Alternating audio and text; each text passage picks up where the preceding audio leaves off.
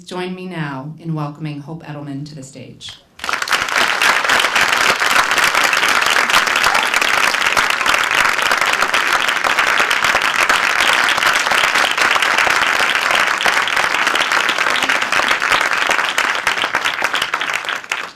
Wow, thank you all for being here today. When I wrote Motherless Daughters in the early 1990s, I had no idea that book was going to turn into what it turned into. I had known so few girls and women whose mothers had died when they were young that I honestly thought I would publish this book and sell 100 copies and 10 of them would go to my grandma. But 23 years after the book's been in print, it has inspired support groups and workshops and lectures and retreats all over the United States and in Canada and Australia and Europe and the UK. And every day I get letters and messages from women who've just finished reading it. And what impresses me most, or what strikes me most about those messages, is that they're not all coming from women whose mothers have just died, women who've just finished reading the book and are looking for some support in the aftermath of a death. They're coming mainly from women whose losses occurred 5 years ago, 10 years ago, 20, 30 years ago, or more. Women who say, thank you for acknowledging that this doesn't ever go away, because everyone around me expects me to be over it by now. Your mother died 30 years ago, and you're not over it yet? How many of you have heard that question, either real or implied, over the years, or asked it of yourself? Oh yeah, that's about 2/3 of the audience. And how many of you feel that you are sufficiently over it, past it, done with it, and have left it behind you forever? Oh, nobody, right? Okay, well, that's why I'm here today. I'm here to talk with you about why we never get over the death of somebody that we love, and why expecting that from ourselves or others does a great disservice to us all. And I'm also going to talk about what an organic, common sense model of grieving might look like if we could abandon all of our preconceptions and assumptions about grief and instead let the natural rhythms of grieving be our guide. My mother, her name was Marcia, died 36 years ago of breast cancer when she was 42 and I was 17. 36 years. I know. That's a really long time in anybody's estimation. And back then when I was 17, I did go through all of the disabling elements of grief at the time. The anger, the despair, the hopelessness, the sorrow, the anxiety, the fear, the powerlessness. And before long, I returned to a baseline level of functioning. But my mourning didn't stop there. It's not like it came to the end of the sentence, period, full stop. It kept showing up in expected and unexpected ways as my life continued to unfold. And it still does. So that 36 years after my mother's death, her death and her absence sometimes now feels like it's more multidimensional, more richly complex, and more nuanced than it ever has been before. So how can that be? That's what I call the long tail of grief, the part that extends over a lifetime. And many of you are here today because you understand grief's long tail. You're living it. You know that we don't put down the death of somebody that we love, but instead that we carry it forward with us into everything we do and everywhere we go. Because a profound loss affects us profoundly. How could it not? My mother lived for 16 months after her cancer diagnosis, and the family was witness to her treatment and also to a very steep and sudden decline. But she also lived for 41 years before she was diagnosed. I mean, she was not just a woman who died, she was also a woman who lived. Let's not forget that. And for 17 of those years, she was my mom. So as an adult looking at that now, that does not seem to me like something I could quickly get over. But that's what I tried to do at 17. Because the adults around me, all well-meaning, I'm sure, were giving me messages about grief that were, this is something you need to get over, you need to move past, you need to get on with your life, and your mother wouldn't want you to be sad. So therefore, at best, I shouldn't feel that way, and at worst, if I did, I shouldn't talk about it. A social worker in the hospital when my mother was dying handed me a pamphlet about the 5 stages of grief. And this was 1981 in suburban New York. We didn't have a hospice in our community yet. We didn't have a bereavement center. We didn't have support groups for adults or children. But we had the 5 stages of grief. And you know which ones I'm talking about, right? They're denial, anger, bargaining, depression, and acceptance.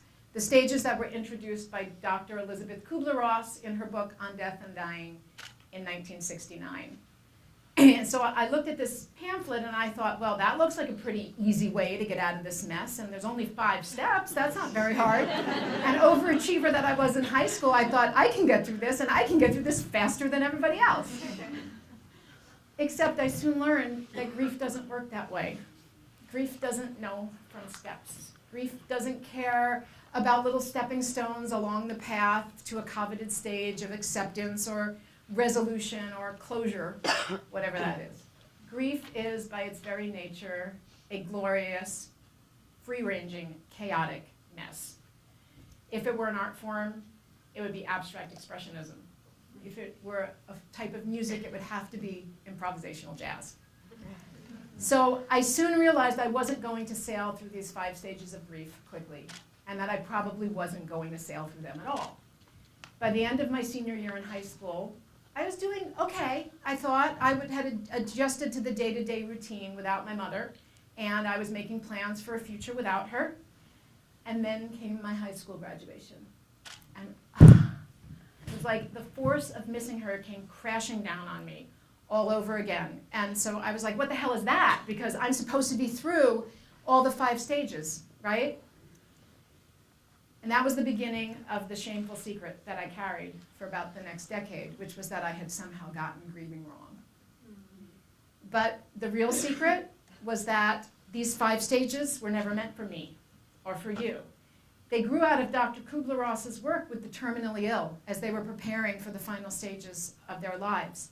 They were never meant to be applied to the mourners left behind.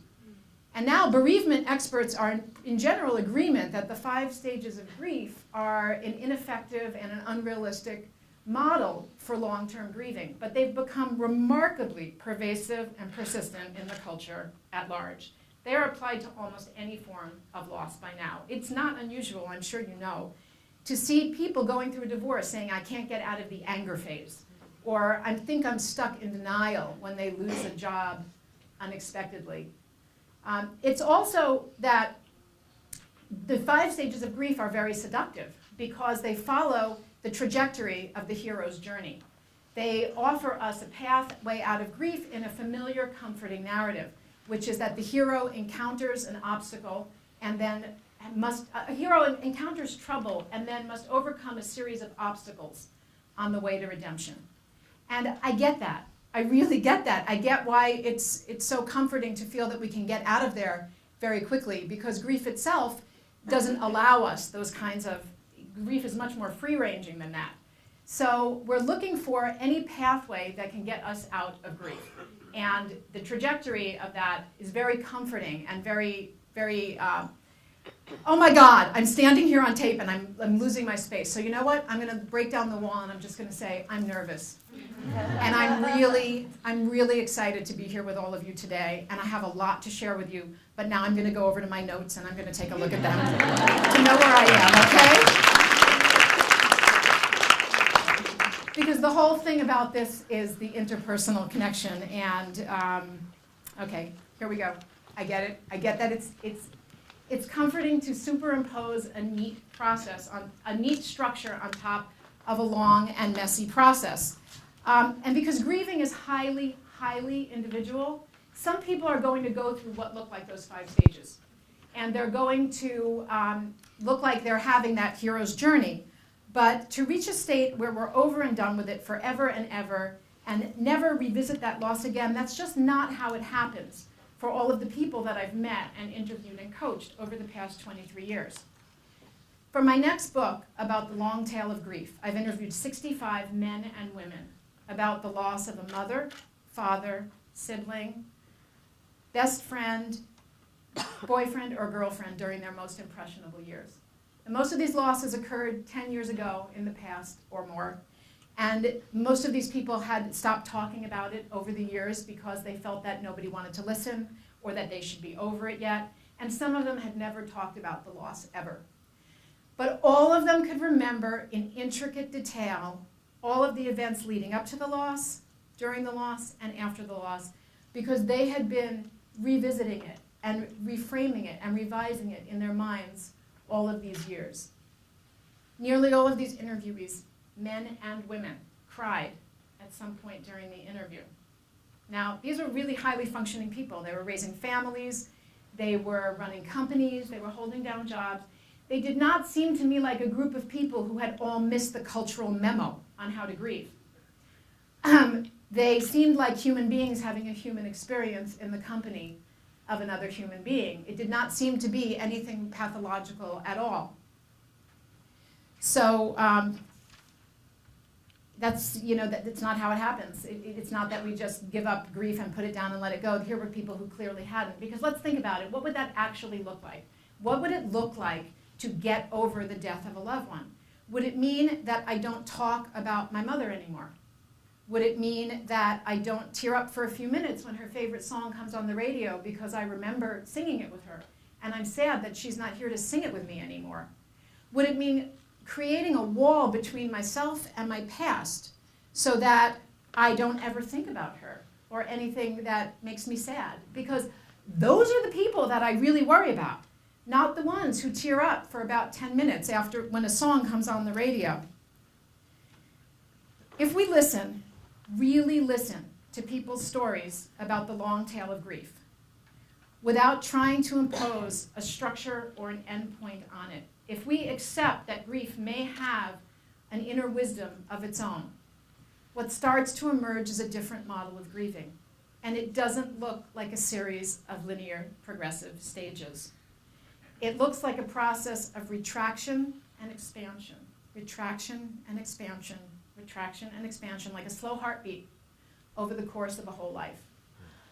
I call these the 3 rings of grief.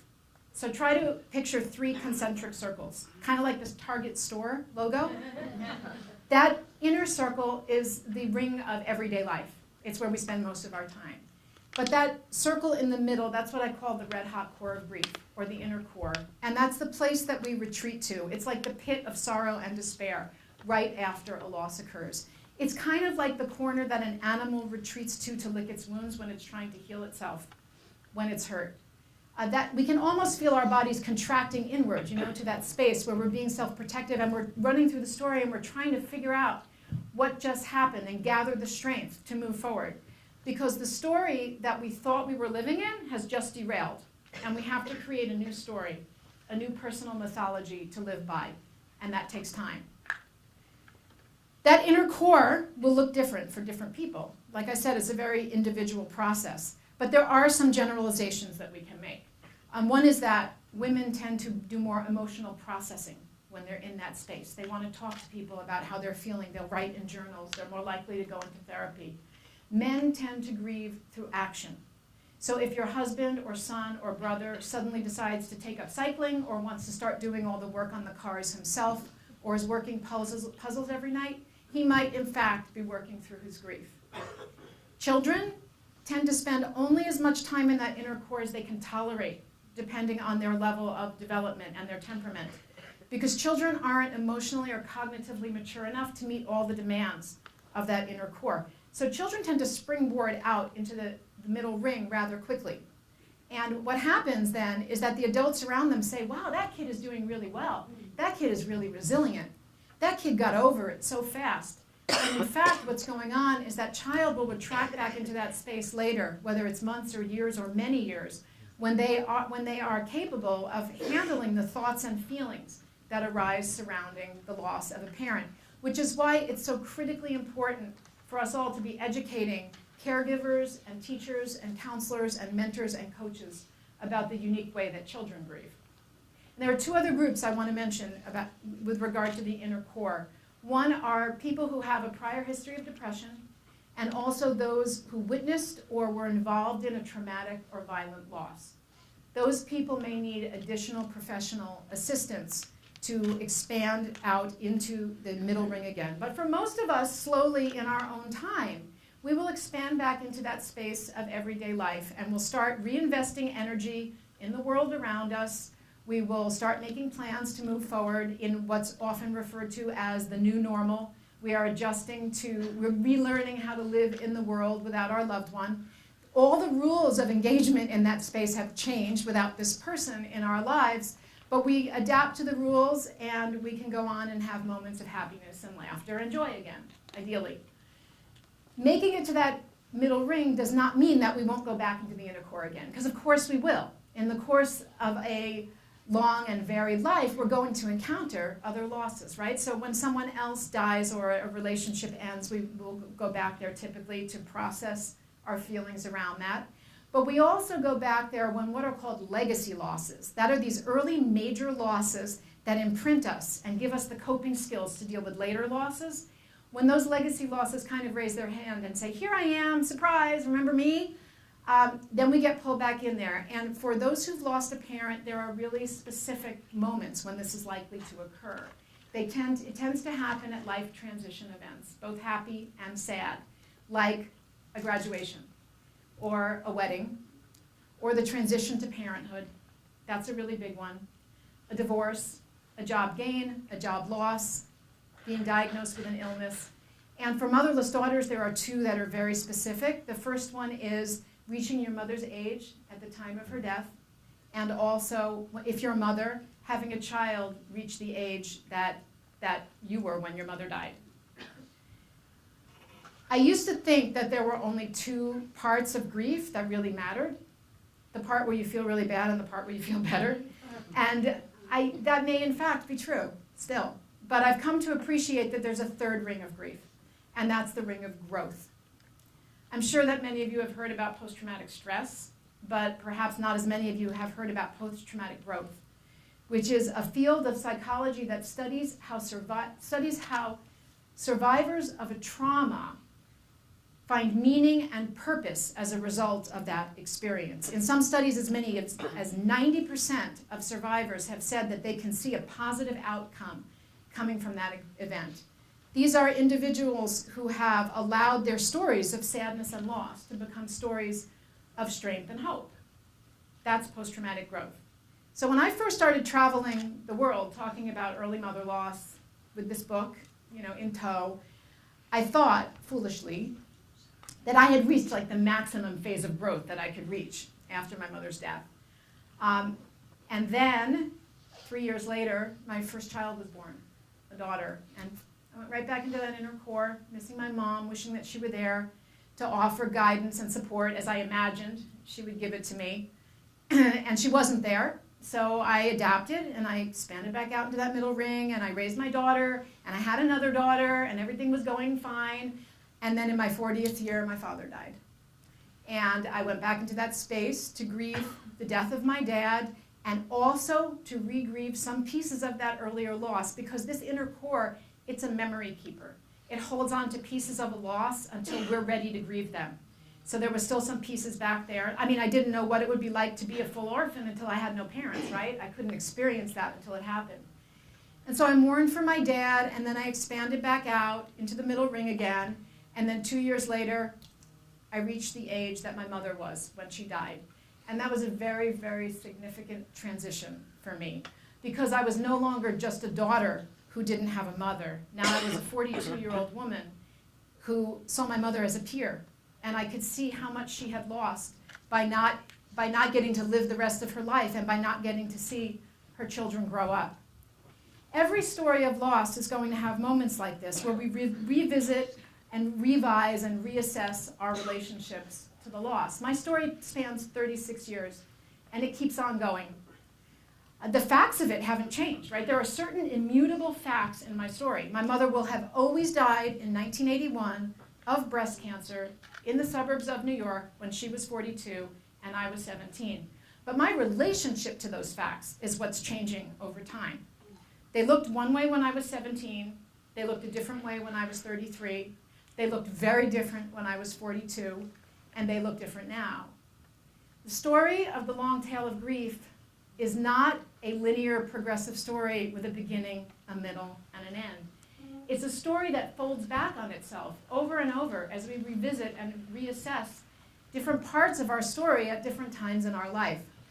If we were to draw a diagram of the long tale of grief, I think it would look like an infinity sign. I think we would be standing at that one-dimensional point right in the middle, and we'd be reaching back in history and memory to grab a piece of the past and bring it into the present and examine it and synthesize it with the insight and the wisdom and the knowledge that we have right now, and then cast it forward, whether it's into what we're going to say in 1 minute or how we're going to feel or hope we will feel 10 years from now. And then we come back into the present. And then we move forward in chronological time, and we cast back again into history and bring it back into the present and synthesize it. And then we cast it forward again into the future, and we bring it back.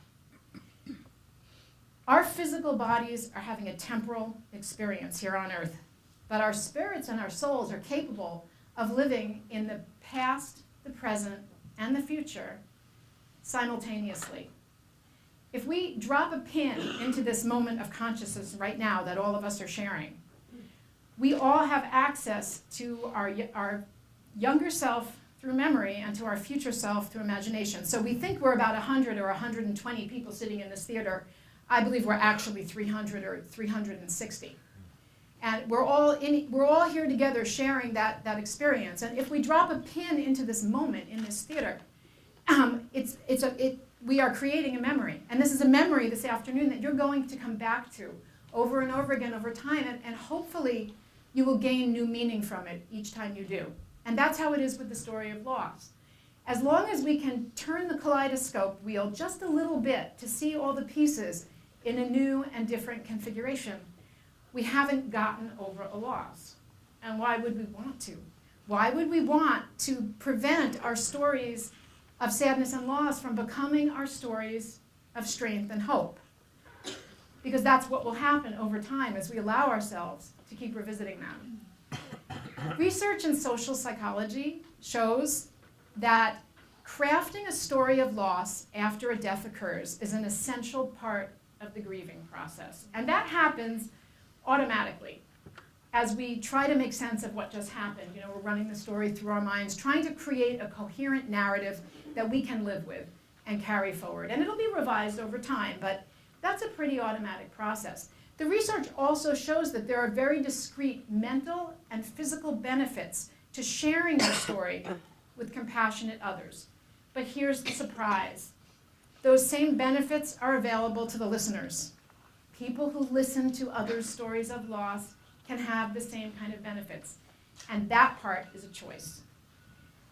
All of us that you're going to hear on this stage today are here to share our stories with you in the hope that they will move you, that they will give you something to learn from and return to, and also that we will inspire you to tell your own. Those people who tell you to get over it, what they don't realize is they've become part of your story. And you saying no to that and understanding why also becomes part of your story. This afternoon is now part of your story. We are a whole theater full of beautiful, rich, complex, multi-dimensional stories. And for these 4 precious hours, we're getting to intersect in one big shared conversation. So thank you for being part of my story. I am honored to be part of yours.